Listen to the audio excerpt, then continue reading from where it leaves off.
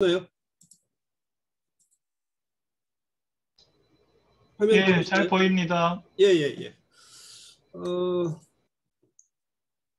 이 발제를 조금 좀 했으면 좋겠다는 말씀을 듣고 이거 준비를 하면서 이제 이게 지역의 각각의 이렇게 권역별로 이렇게 순회하면서 진행되는 세미나의 특성상 충청 지역, 대전 충청 지역이 가지고 있는 고유한 문제들에 대해서 주거 건축이 어떻게 대응하고 있는가 하는 이런 주제가 이 전체 세미나의 어떤 취지 아닌가 하는 생각이 들었는데, 또 다른 한편으로는 우리 지역에서 가지고 있는 경험을 이렇게 일반적인 어떤 경험으로서 확장하고 그것을 다른 지역에 이렇게 경험을 공유하는 것도 또 나름대로 의미 있겠다는 생각이 들어서 행복도시의 이야기를 조금 좀 정리해서 좀 말씀을 드리면 좋겠다는 생각을 좀 하게 되었습니다.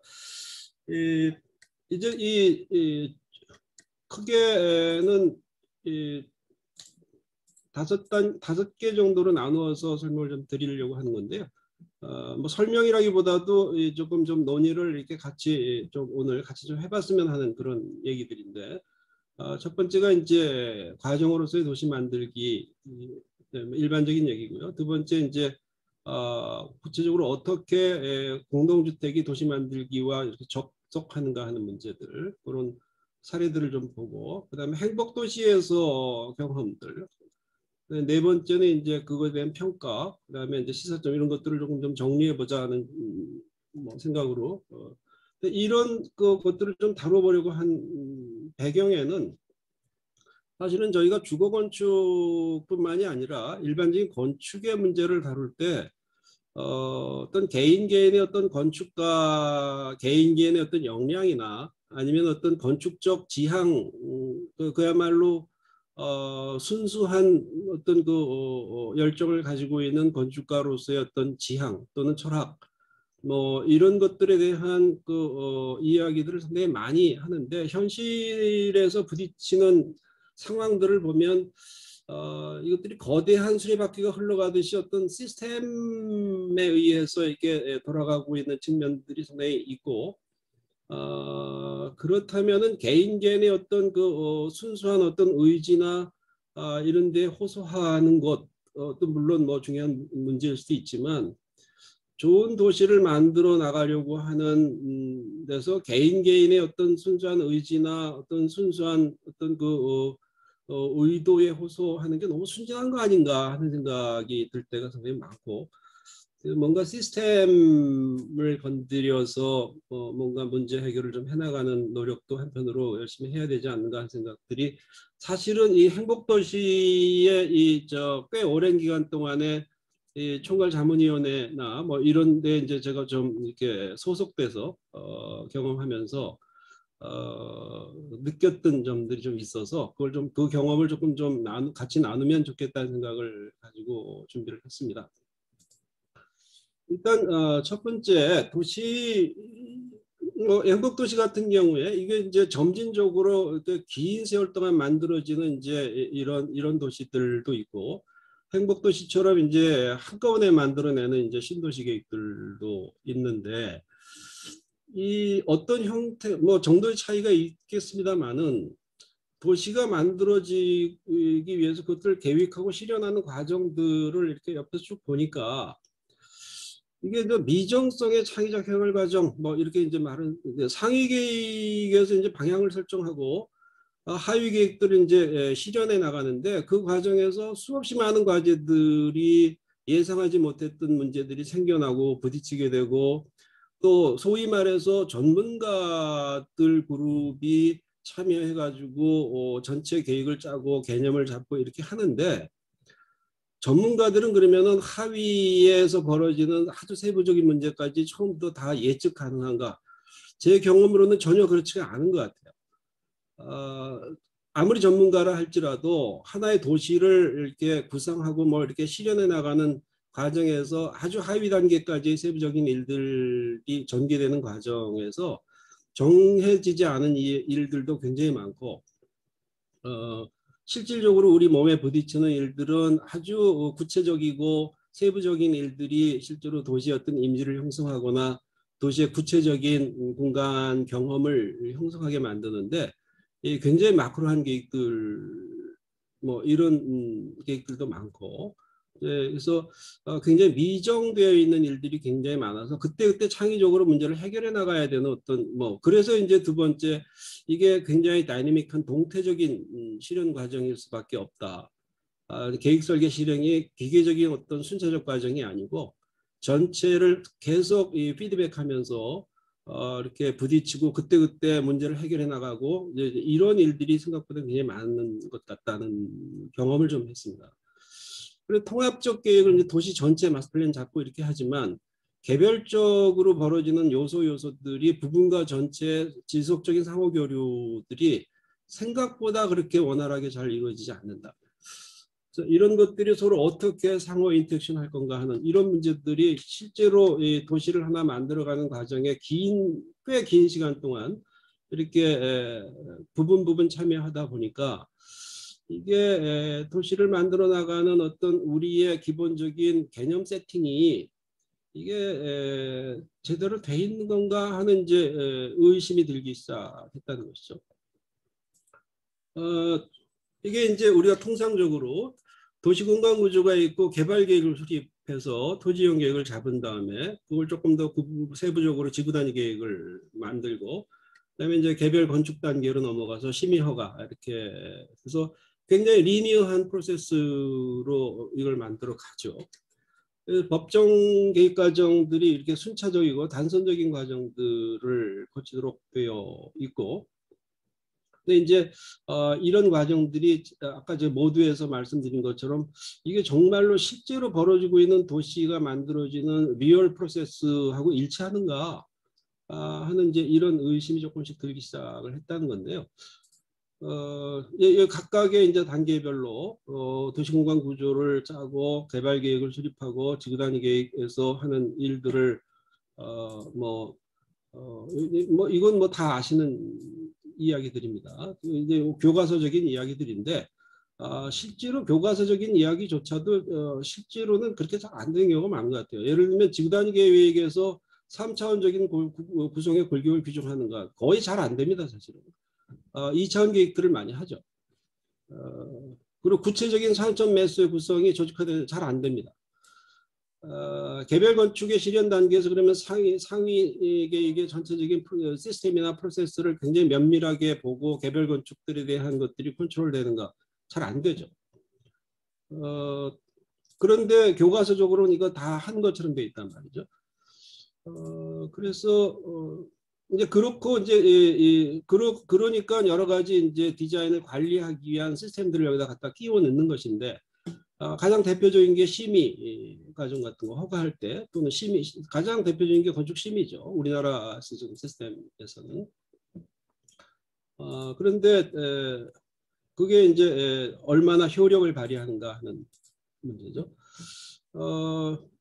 지구 단위 계획에서 디자인 관리의 기반적인 기반을 상당히 형성해내는 역할을 여기에서 당연히 할 걸 기대하는데 지구 단위 계획을 수립할 때에 이 지구 단위 계획을 수립하는 주체가 최종적으로 갖고 싶은 도시에 대한 이미지가 구체적으로 없는 상태에서 지구 단위 계획을 수립하는 일이 비일비재하고 주로 이제 엔지니어링 업체에서 뭐 소음이 예상되니까 즉각 배치하라.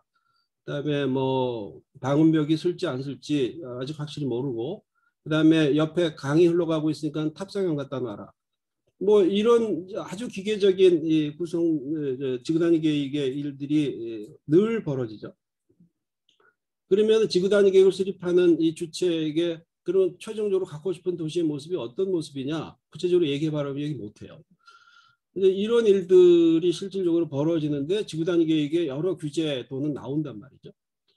그리고 거기에 근거해 가지고 개별 건축을 이제 하게 되고 그다음에 심의하고 이제 이런 일들이 이제 계속 반복되는 이제 상황이 이건 뭐 어느 도시든 다 유사한 상황인 것 같은데 구체적인 이미지가 없으면 사실은 디자인 관리하기도 어렵고 갖고 싶은 게 어떤 건지 잘 모르는데 그다음에 디자인 조정력이 굉장히 약화되고 이제 이런 문제들이 조금 생겨나는 것 같다. 그래서 최근에 이제 그것 때문에 도시건축 통합계획이나 이런 것들을 이제 강력하게 밀어붙이고 있는데 이런 과정에서 이게 지금 우리가 만들어가고 있는 이런 일반적인 프로세스가 이게 건축을 실현하는 절차로서 충분한가? 좋은 건축 또는 좋은 도시를 얻어내는 프로세스로서 이게 적당한가? 하는 이제 이런 것들. 그다음에 개별 건축물들이 실현될 때 개별 건축가의 수준에 전적으로 의존하는 게 이게 맞는 일인가? 그러면은 좋은 도시가 만들어진다는 거는 좋은 건축가가 운 좋게 잘 많이 이렇게 설계를 맡으면은 좋은 도시가 만들어지고 운이 나쁘면 나쁜 도시가 만들어지는 거지. 이런 또 심의를 통해서 이것들이 충분히 조정 가능하고 뭐 경험해 보신 분은 다 알겠지만 건축 심의를 통해서 뭔가 문제를 근본적으로 해결한다는 거는 거의 불가능에 가깝다는 거 뭐 다 잘 아실 거고 그 이유가 이제 이거는 뭐 사후적 조정일 수밖에 없는 일이기 때문에 이미 망쳐진 일을 심의를 통해서 조정한다는 것은 뭐 매우 힘들다 하는 것들은 대부분 다 경험으로 알고 있는 사실들입니다. 그래서 이제 그러면 지구 단위 계획을 충실하게 잘 따르면 좋은 도시가 만들어지는가? 이거 뭐 예를 들어서 지금 이 예를 들어서 보여드리고 있는 이런 사례 같은 경우가 이제 지구 단위 계획 규정이 되어 있고 그다음에 지구 단위 계획에 맞춰서 설계한 거예요. 그러면 지구 단위 계획에 위배되지 않도록 잘 맞추면 그러면은 좋은 도시 또는 좋은 건축이 만들어지는 충분 조건으로서 이게 작동하는가? 뭐 전혀 그렇지 않다는 거를 보여주고 있잖아요.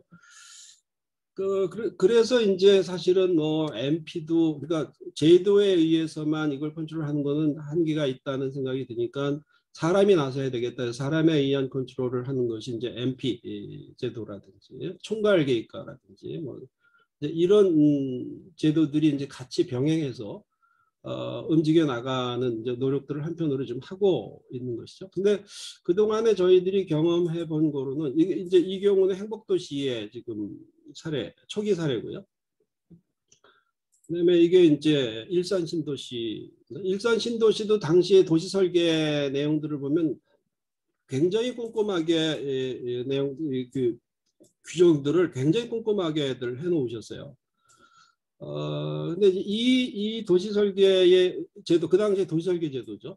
도시 설계 제도에 의해서 지금 요즘으로 치면 지구 단위 계획에 해당하는 뭐 컨트롤 시스템인데 그것에 의해서 만들어진 지금 실제 사례의 모습이거든요. 근데 뭐 여기에 꼼꼼하게 해놓은 거에 비해서 그렇게 뭐 두드러지게 어떤 특징적인 뭐가 나타나 있는 것 같지는 않습니다. 그다음에 이런 굉장히 강력한 녹지축들이 가고 있는데 그 녹지축에 어떻게 대응했는지에 대한 문법들이 없고 뭐 이런 문제들은 여전히 있는 상황인 것 같고요.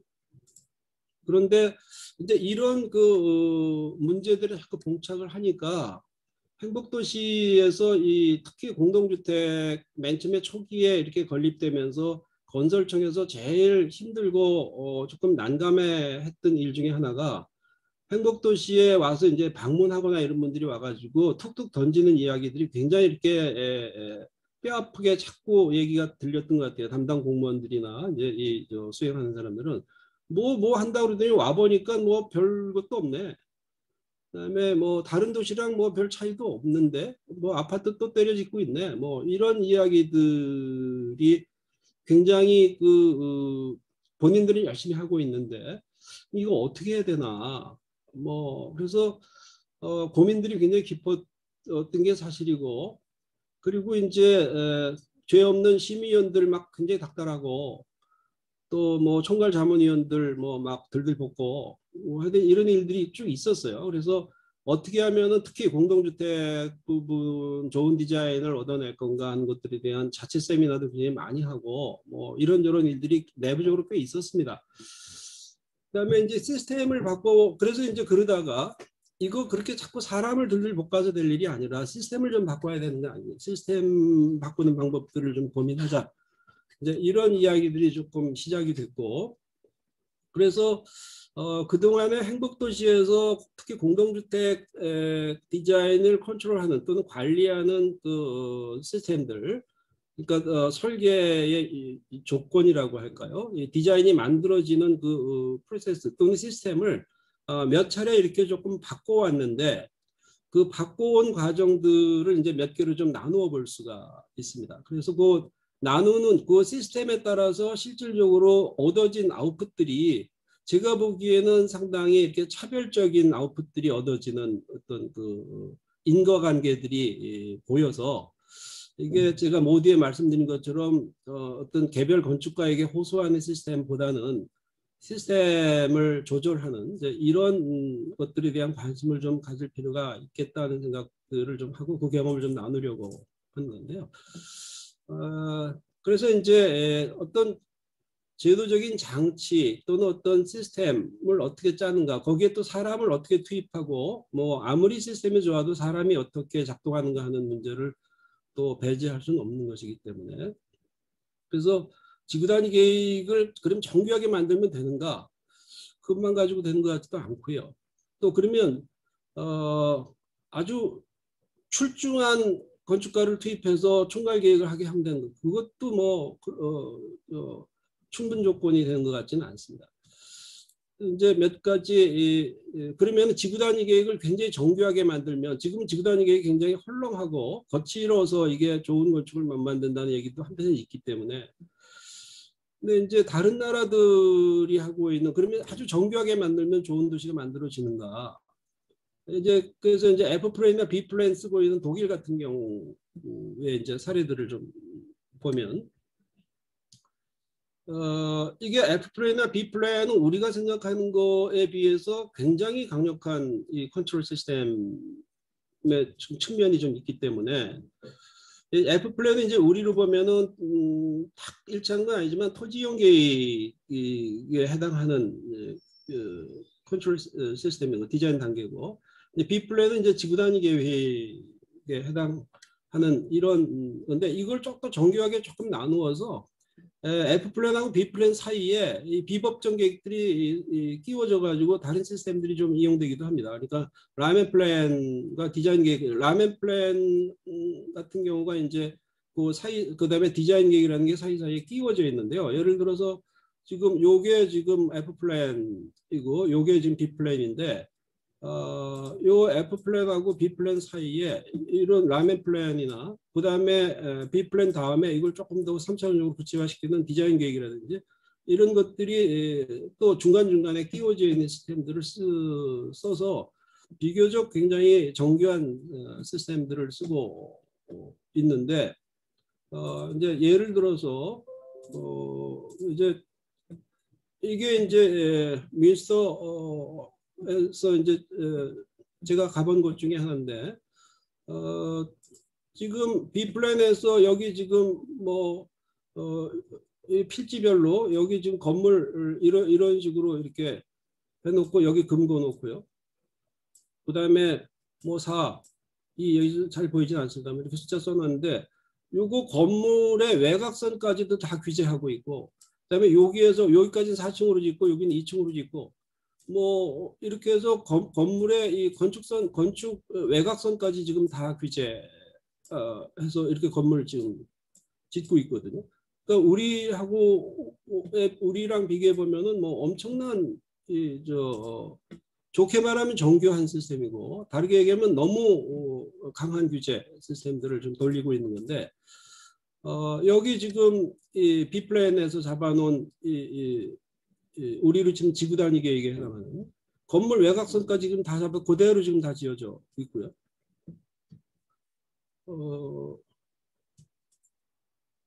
이런 구체적인 것들이 아주 촘촘하게 되어 있는데, 이게 예를 들어서 심지어 이렇게까지 되어 있습니다. 여기 지금 보면은 여기 이렇게 조그만 이렇게 오벌한 이런 그 원형의 건물 외곽선인데 실제로 가보니까 이렇게 되어 있어요. 그런데 이렇게 되면 그럼 좋은 도시 정교하게 만들었으니까 좋은 도시, 좋은 건축이 만들어질 수 있는가? 이렇게 하면 충분한가? 이것도 사실은 이렇게 하면 정말로 좋은 도시가 만들어질지에 대해서 확신할 수는 없죠, 사실은.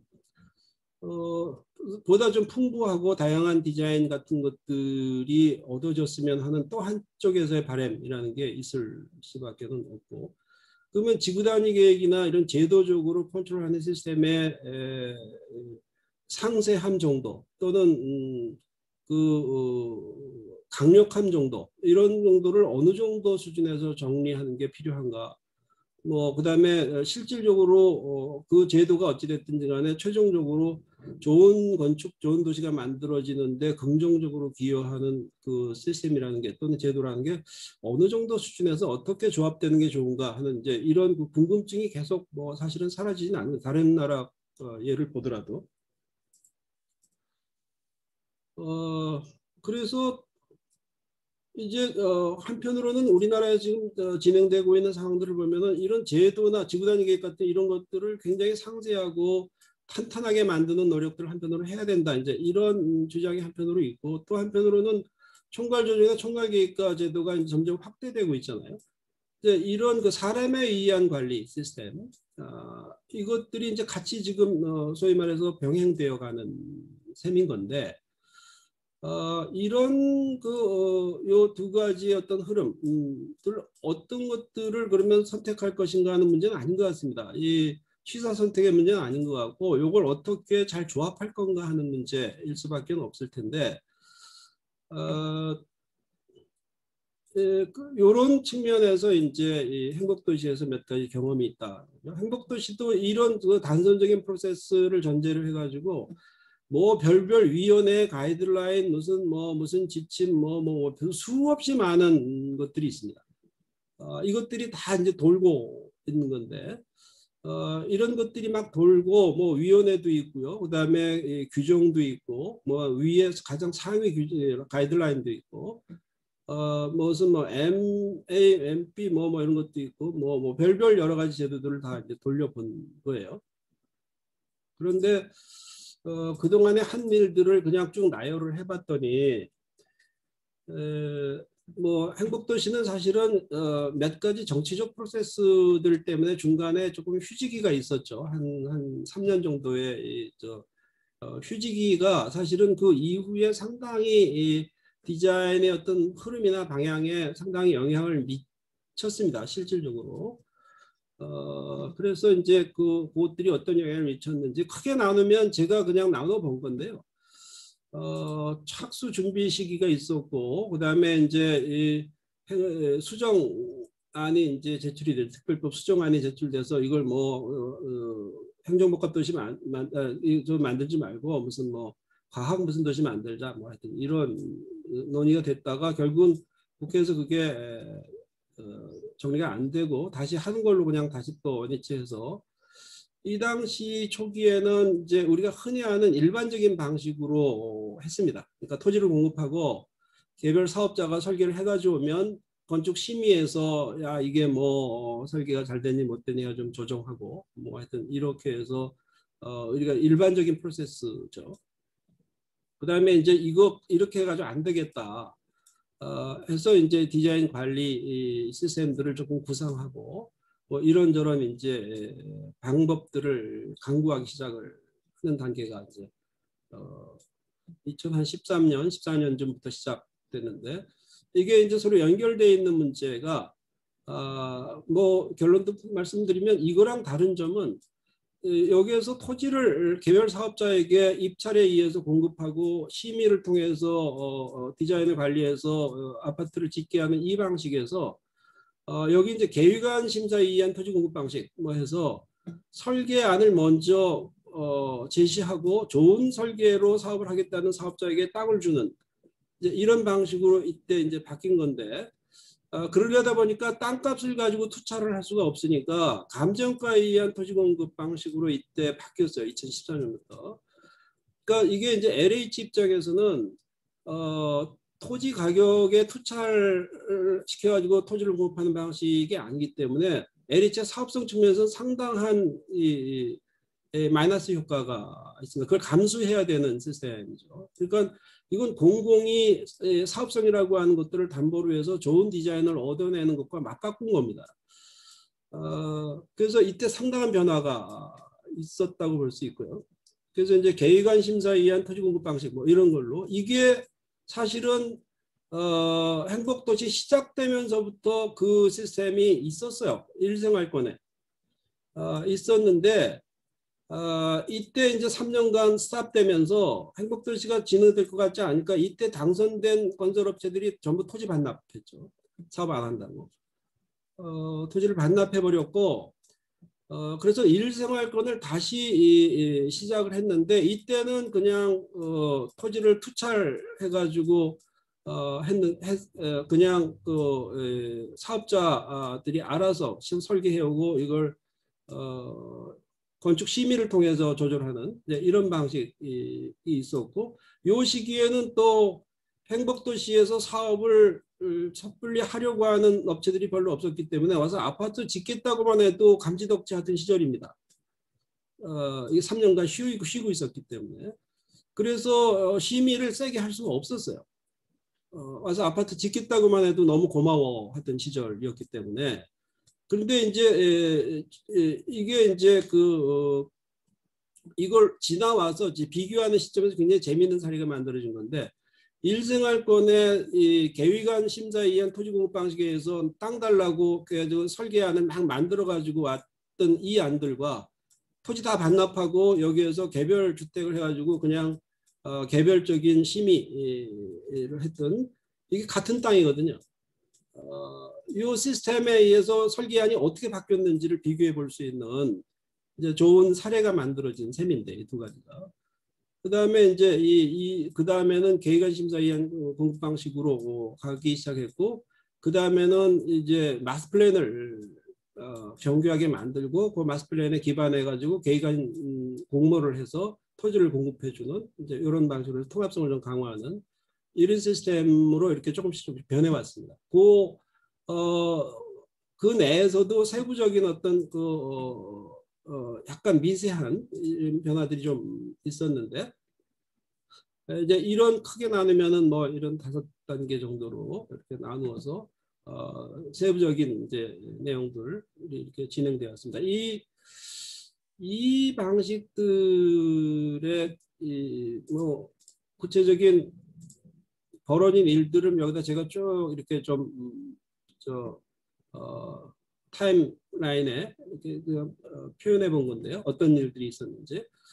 네, 그런데 이 안에 지금 제가 아는 것만 쭉 적어 놓은 건데 수없이 많은 워크숍이니 뭐니 내실화니 뭐니 뭐 디자인 개선 방안이니 뭐 이런 것들을 막 내부적으로 열심히 했어요.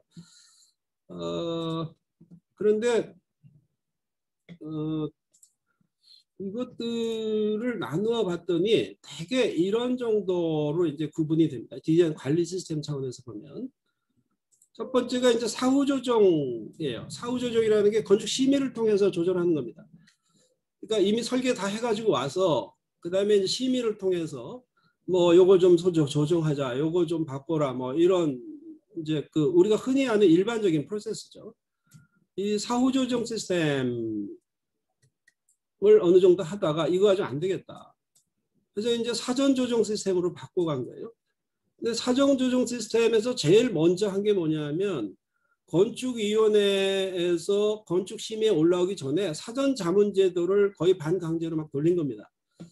그래서 심의에 올라가기 전에 심의에 올라오면 이미 뭐 상당 부분 고치기 어려운 일들이 많아지니까 심의에 상정하기 전에 건축위원회에 또 사전자문제도 사전자문 신청할 수 있는 제도가 있기 때문에 거의 반강제로 사전자문 신청하시오 해가지고 건축위원들 일부를 동원해가지고 사전에 조금 좀 디자인을 좀 조절하고 그러고 나서 위원회에 상정하는 이제 이건 사후적으로 이걸 뭐 심의를 통해서만 컨트롤하는 것보단 그래도 좀 낫지 않겠나 하는 생각 때문에 개별적인 시스템으로 사전자문제도를 돌리기 시작한 게 이제 초기 단계고요.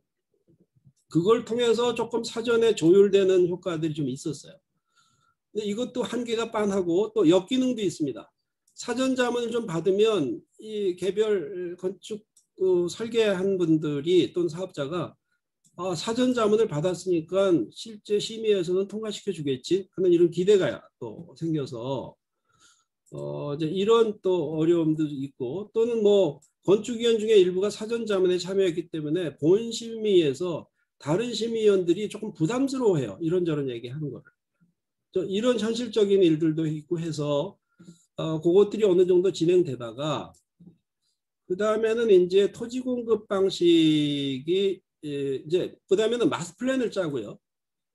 마스터 플랜을 짜고 토지는 입찰에 의해서 공급하되 입찰 조건 중에 마스터 플랜의 MP의 컨트롤에 따른다는 전제 조건, 그 조건을 달고 토지를 입찰토록 하는, 이제 소위 말해서 우리 MP 시스템이죠. 이제 MP 시스템으로 토지를 공급하는 방식으로 조금 거쳤다가 그 다음에는 마스터 플랜을 짜고 이 마스터 플랜에 의해서 지구단위 계획을 촘촘하게 만들고 그 다음에 계획안 공모를 통해서 사업자들로부터 계획안을 내게 하고 계획안이 이제 선정되면 요것들 토대로 해가지고 그대로 사업화 하도록 하는, 소위 말해서 그래서 여기에 선정된 팀한테 토지를 공급해주는 계획안 심사 방식에 의한 토지 공급 방식으로 바뀐 겁니다. 그래서 이런 몇 단계의 어떤 변화들이 있었어요. 지금은 이제 이 계획안 심사 방식에 의한 토지 공급 방식이 일반적으로 지금 작동하고 있습니다. 그리고 마스터 플랜의 수립이 이전에 비해서 생활권 단위로 되던 것들이 이제 좀 서브그룹으로 나눠가지고 좀 디테일한 마스터 플랜을 수립하는 방식들로 바뀌어진 것도 있고, 이제 이런 단독주택자 같은 경우에는 블록형 단독 같은 경우는 하나의 어떤 단지 단위로 총괄 계획을 하도록 하는 조금 세부적으로 조금 더 쪼개는 뭐 이런 시스템들, 이런 것들이 좀 작동해서 조금씩 변화해 왔습니다. 그래서 크게 보면은 5단계, 그러니까 디자인 관리 방식을 유형으로 보면은 5개 정도로 나눠 볼 수 있지 않을까 하는, 그래서 이제 제 나름대로 나눠 본 건데요. 첫 번째 유형이 시범 단지를 만들고 그야말로 시범을 보여줘서 나머지 프로젝트들이 이 시범을 잘 보고 따라오도록 하는, 소위 말하는 시범 단지 방식이죠. 근데 이거는 뭐 별 효과 없다는 게 이미 여러 곳에서 반증된 것이기 때문에, 예를 들어서 천마을 같은 경우나 50정이년 단지 같은 경우 지금 행복도시에선 시범단지가 지금 크게 보면 두 번을 했는데요. 천마을이 제일 먼저 스타트를 끊었죠. 그리고 제일 먼저 시범을 하나 보여줄게 이렇게 하는데, 제가 이거는 시범이 될 수가 없다고 처음부터 좀 느꼈던 게 이게 적자 사업이거든요. 적자 사업을 가지고 시범을 볼 수가 없어요. 제너럴 모델이 될 수가 없죠. 그러니까 적자를 보면서까지 이렇게 좋은 걸 만들 수 있어 하는 건 그건 페이크죠. 그래서 시범 사업을 할 때마다 제가 이제 얘기하는 게, 사업성을 확보할 수 있는 수준에서 시범 단지를 만들지 않으면 이거 의미가 없다. 이거는 두 번 다 이제 그런 면에서는 한번 해보고 이제 이벤트로서 끝난 것 같고요. 두 번째 유형이 이제 지구 단위 계획 플러스 건축 심의. 이게 일반적인 통상적으로 우리가 하는 일반 프로세스죠. 일반 모델입니다. 지구 단위 계획을 수립하고 건축 심의를 통해서, 그 다음에 토지는 가격 입찰에 의해서 공급을 하는 방식이죠. 이게 일생활권의 프로세스입니다.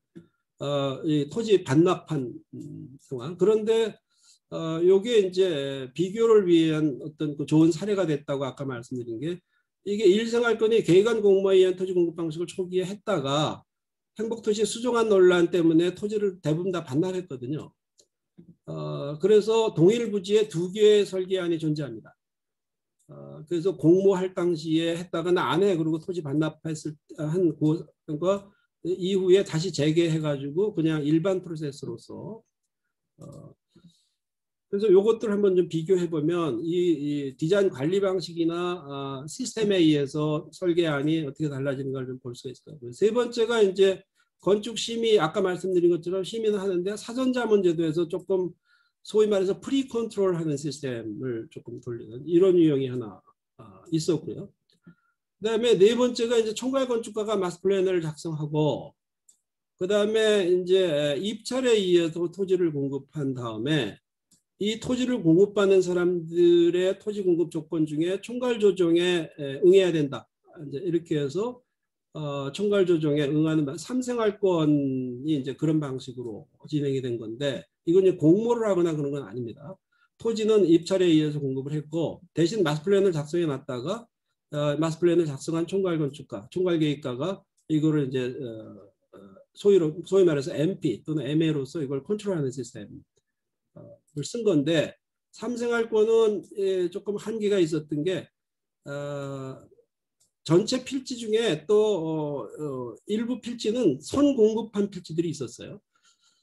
그래서 선공급한 필지들을 대상으로 해서 나중에 후행하면서 지구단위 계획을 바꾸고 조정하고 한다는 게 현실적으로 매우 어렵기 때문에 이제 토지를 선공급받은 사업자들이 반발하지 않는 수준에서 지구단위 계획을 조정하거나 어르고 달래고 해가지고 이제 겨우 끌고 가거나 이제 이런 방식으로 할 수밖에 없는 한계가 있었죠. 어쨌든 이 시스템 방식은 이렇습니다. 그리고 이 마스터 플랜도 사실은 뭐 굉장히 급하게 좀 한 측면이 있어요. 이 삼생활권은 제가 이 총괄 건축을 했기 때문에 이 전체 삼생활권의 이 프로세스들을 뭐 실제로 경험해 본 시스템인데, 이게 너무 급하게 간 측면이 있어서 하여튼 뭐 그런.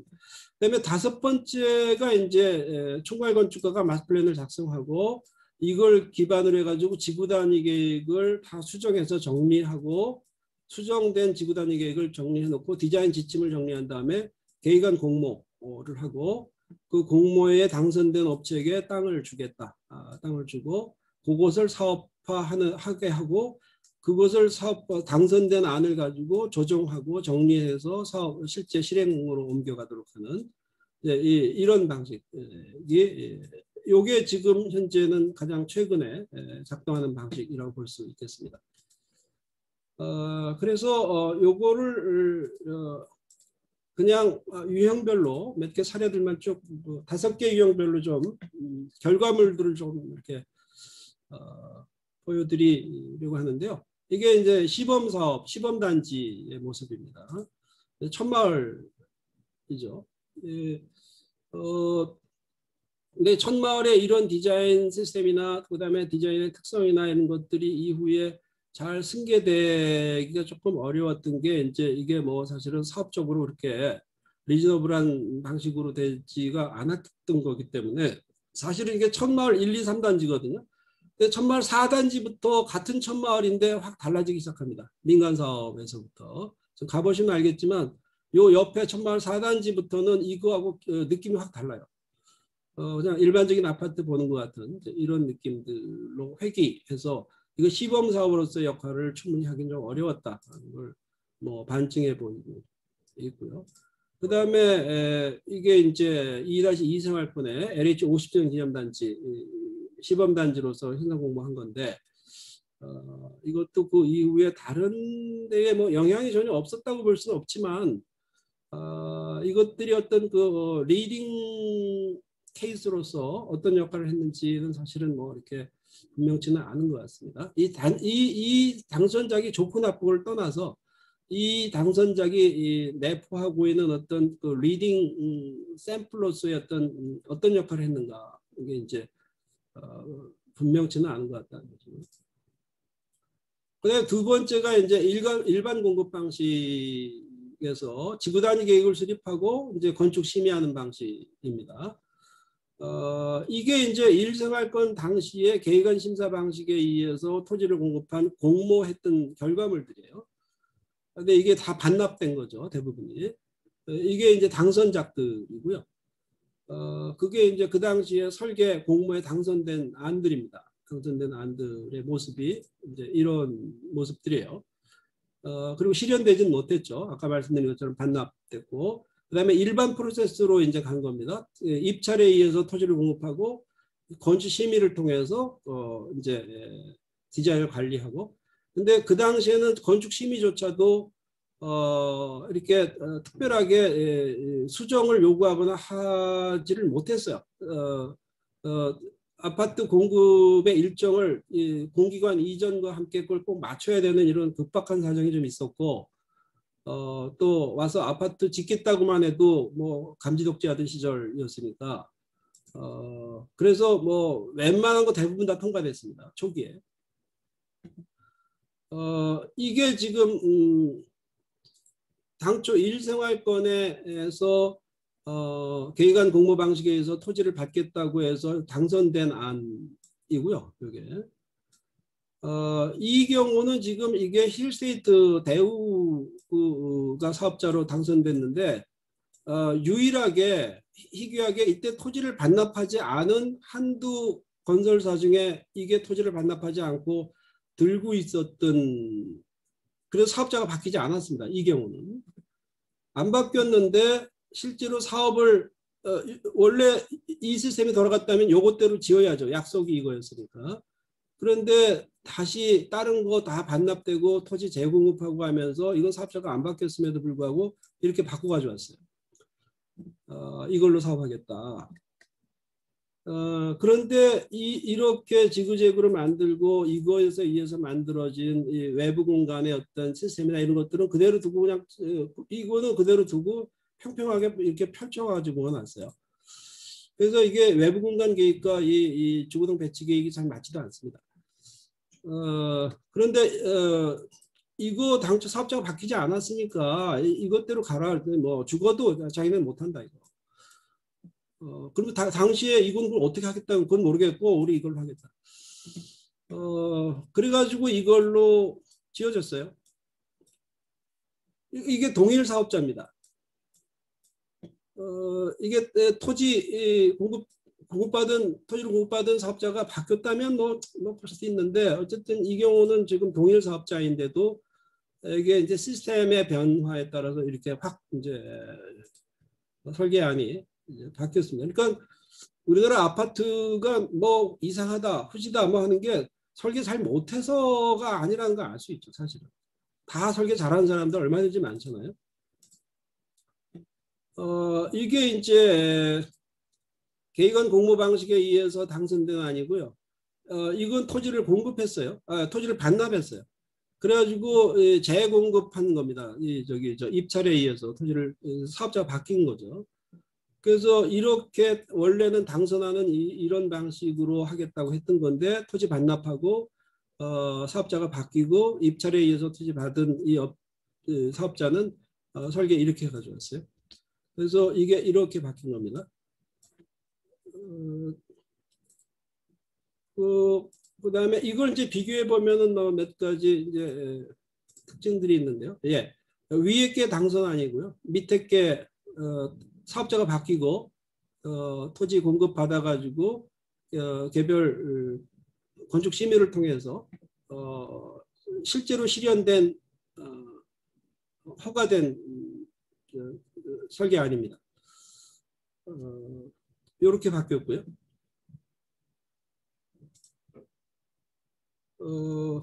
이게 이제 왼쪽에 있는 게 당선안인데 여기서 이제 뭐 3년 동안 뭐 티격태격하고 사업 진행 행복도시 진행이 안 되니까 이제 여기도 이제 토지 반납했어요. 사업 못 하겠다 하고.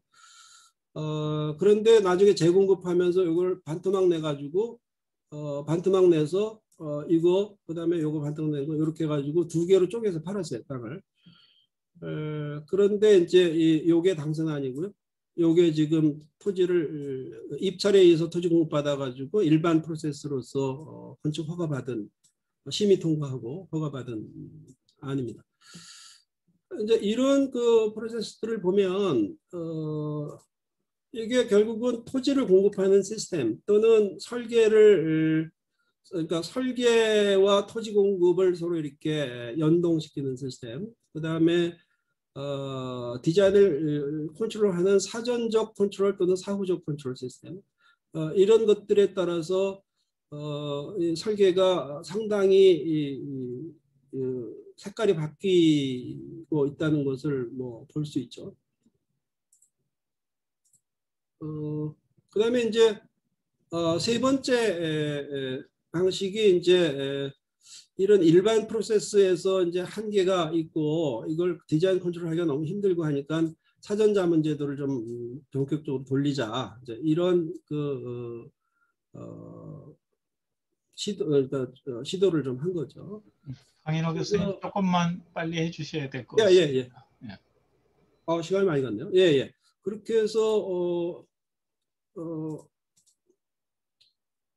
이걸 사전 자문을 한 건데 이것도 사실은 일반 프로세스하고 별로 다를 바가 없습니다. 사전 자문 제도에 의해서 얻은 효과라는 게 저도 열심히 참여했었는데 뭐 한계가 빵합니다. 사전 자문에 의해서 컨트롤이 잘 안 돼요. 고쳐오라고 해도 잘 안 고쳐오고 하여튼 이런 아파트들이 일생활권에서 거득하게 들어갔습니다. 그 다음에 이제 네 번째가 마스터플랜 수립하고 토지는 일반적인 그 입찰 방식에 의해서 개별적인 총괄 조정하는 시스템으로 공급을 한 건데 이게 이제 마스터플랜을 이제 거칠게 굉장히 급하게 잡은 거죠. 그리고 이제 이런 모습으로 실현되어 있습니다. 이거는 이제 사람에 의해서 컨트롤을 했다고 볼 수밖에 없어요. 토지를 입찰에 의해서 공급하고 그야말로 읍소하듯이 해가지고 이거 좀 이렇게 좀 설계 좀 해줘. 뭐 이렇게 이제 왜냐 토지를 선공급해 버렸기 때문에 일부 상당 부분 땅을. 그다음에 이제 이게 이제 마스터플랜하고 공모에서 당선된 업체에게 땅을 주겠다. 이렇게 이제 계획안 공모 방식에 의한 건데 이게 이제 이생활권이 그 첫 사례고요. 당선된 아니고. 요게 2-1 생활권 당선된 아니고 요게 4-1 생활권에 당선된 아닙니다. 다 같은 시스템입니다. 계획안 마스터플랜 수립하고 그다음에 지구단위 계획을 정교하게 만들고 마스터플랜 공모를 하고 그다음에 그거 당선된 업체에게 땅을 주고 사업할 수 있도록 뭐 이 방식으로 한 거죠.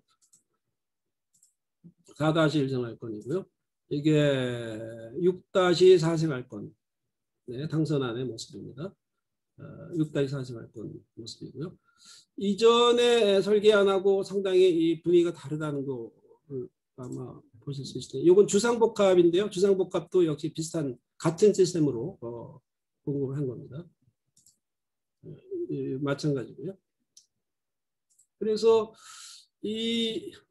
이런 왼쪽에 있는 이런 아파트와 오른쪽에는 이런 아파트는 사실은 이게 설계자가 유별나게 다른 사람들도 아니에요. 뭐 능력의 차이나 이런 것들이라고 볼 수도 없습니다. 결국은 시스템의 차이에 따라서 이게 왼쪽 대 오른쪽 같은 이 설계 안에 어떤 차별성 같은 것들이 이렇게 만들어지는 것들을 볼 수가 있죠. 그래서 결국은 어떤 이 두 토지 공급 방식 또는 디자인 관리 시스템을 어떻게 조율하느냐에 따라서 결과물들이 어떤 차이나 이런 것들이 생겨난다면 이것들의 어떤 시스템을 어떻게 짤 건가? 그 다음에 이걸 너무 단선적인 프로세스로 볼 게 아니라 이 소위 말해서 상하이 계획 간에 상호 소통하는 이런 시스템들이 이게 이제 계획안 공모 방식에서 어느 정도 가능하거든요. 총괄 건축가가 계속 관여하기 때문에 이제 이런 시스템들을 좀 구상해서 뭔가 시스템에 대한 이 행복도시에서의 경험을 다른 데서 조금 좀 같이 들여다보고 쉐어하는 이 노력들도 한번 해볼 필요가 있지 않은가 다른 지역에서도 이런 말씀 좀 드리고 싶고 뭐 여러 가지 이제 하면서도 여러 가지 이제 과제들이 여전히 남아 있긴 한데 결국은 뭐 상하이 계획 간의 원활한 소통 문제들이 여전히 남아 있긴 합니다. 이제 이런 것들을 어떻게 할 것인지 지금 3기 신도시에서 도시건축 통합 계획을 시범 사업을 열심히 하고 있기 때문에 거기에서 뭔가 조금 좀 얻어줄 수 있는 시사점이 있지 않을까 기대를 하고 있는데요. 하여튼 그렇습니다. 예. 이걸로 제 발제 마치도록 하겠습니다. 예, 감사합니다. 황인호 교수님. 아주